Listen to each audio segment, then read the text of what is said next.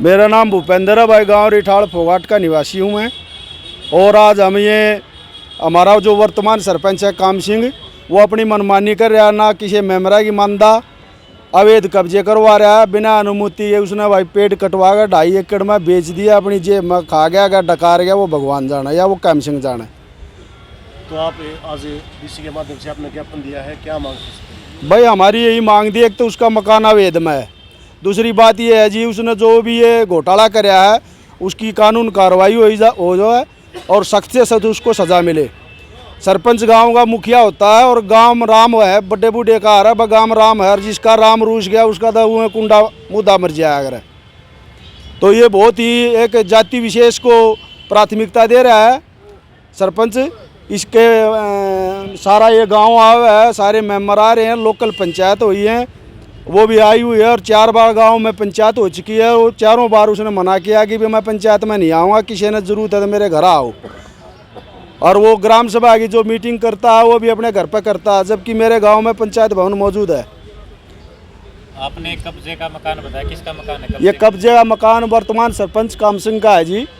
और गांव की पंचायती भूमि पर कब्जा? ये गांव की गली में 7 फुट इसका कब्जा है और पहले भी इसकी पैमाश हुई थी, तब तक मामला ढीला पड़ गया था, लेकिन हमने जिला उपायुक्त को कहा कि इसकी दोबारा से पैमाश की जाए और इसके खिलाफ जो भी कार्रवाई बनती है उचित कार्रवाई की जाए। इसका मतलब जो उन्होंने शपथ पत्र दिया था वो झूठा दिया था? हाँ बिल्कुल झूठा दिया था जी।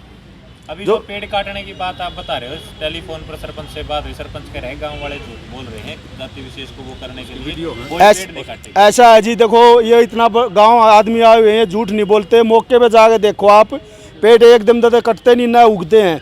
पिछली पंचायत ने उन पेड़ों को लगवाया था और इस सरपंच ने उसको काट के बेच दिया है, मौके पे आप देख सकते हो, हमारे पास उसकी वीडियो भी है।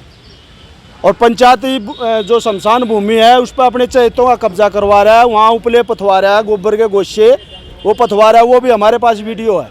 सरपंच कह रहे हैं कि पंचायत की जो शमशान भूमि का जिक्र कर रहे हैं उसके ऊपर कोई कब्जा नहीं है और इस तरह की अगर कोई बात है तो उसको हटवा देंगे, लेकिन कब्जा किसी का नहीं करवा। गोशे पाथर लाग रहे जी, कब्जा हो गया यूँ बाढ़ कर रखी। साइड वाली जो पंचायती भूमि है जहाँ से पेड़ बेचे गए हैं वहाँ वो अपने बटोड़े धर रखे हैं, उन्हें अपने उपले पाथ रहे, अपने पशु बांध रहे हैं, तो उसको कब्जा नहीं कहोगे तो आप क्या कहोगे? उनका आरोप है कि जनरल सीट पर जो है ना, इसलिए आप उनका आरोप लगा रहे हैं कि वो जनरल सीट पर जो है ऐसे प्रत्याशी। ऐसा नहीं जी, वो बनाया था गांव न होगा, सब लोगों का उसमें सहयोग है, न कि एक विशेष जाति का है। सभी गांव ने उसको बनाया, तभी वो इतनी वोटों से बनाया।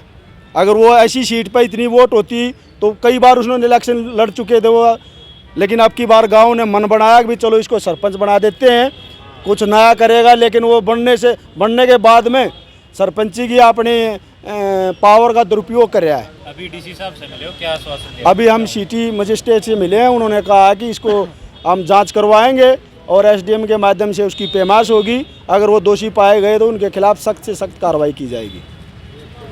भाई जी मेरा नाम बलराम है, रिठाड़ फोगाट पंच।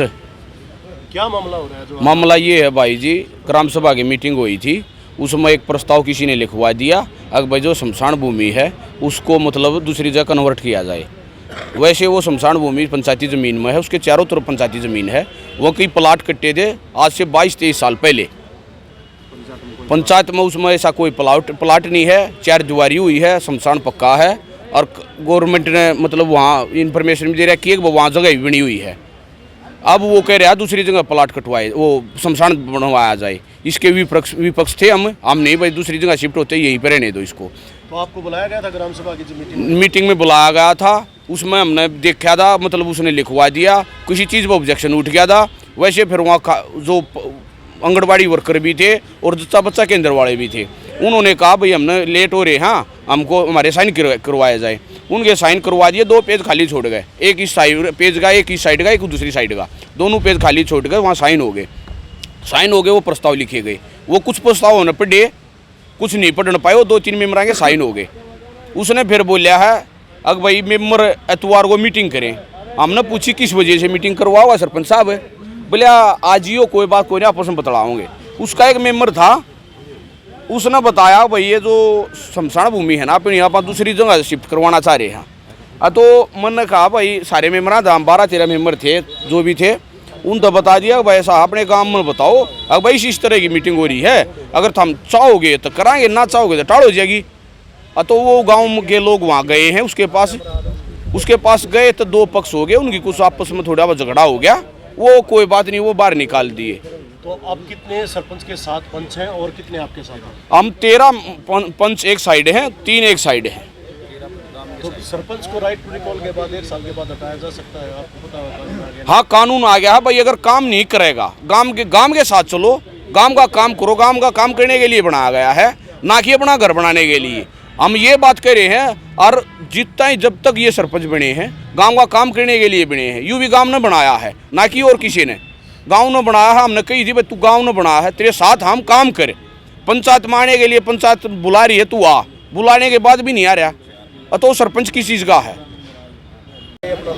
सर मेरा नाम संजीत है, गाँव रिठाड़ा फोगाट से पंच हूँ। कि आज आप पहुंचे हो इतना? हम मामला ये है कि जो हमारा सरपंच साहब है वो मेंबरों को कुछ वो नहीं दे रहा, उनके अधिकार नहीं दे रहा, मेंबरों को किसी भी बारे में सूचित नहीं करता। पहले कोई मीटिंग होती है उसके बारे में नहीं बताया जाता। अपने चाहे 1-2 मेंबर को लेकर, जैसे कि क्लासें दी गई थी ट्रेनिंग के लिए, इसमें सिर्फ वो 2 मेंबरों को लेकर ट्रेनिंग के लिए आ गया, किसी भी मेंबर को सूचित नहीं किया गया। इसकी शिकायत की थी आपने पंचायत अधिकारी को? बुलाया जा रहा है उसके बाद कोई मीटिंग नहीं हुई, आज ही आए हैं, आप इस खाते लिखित में करी गई है।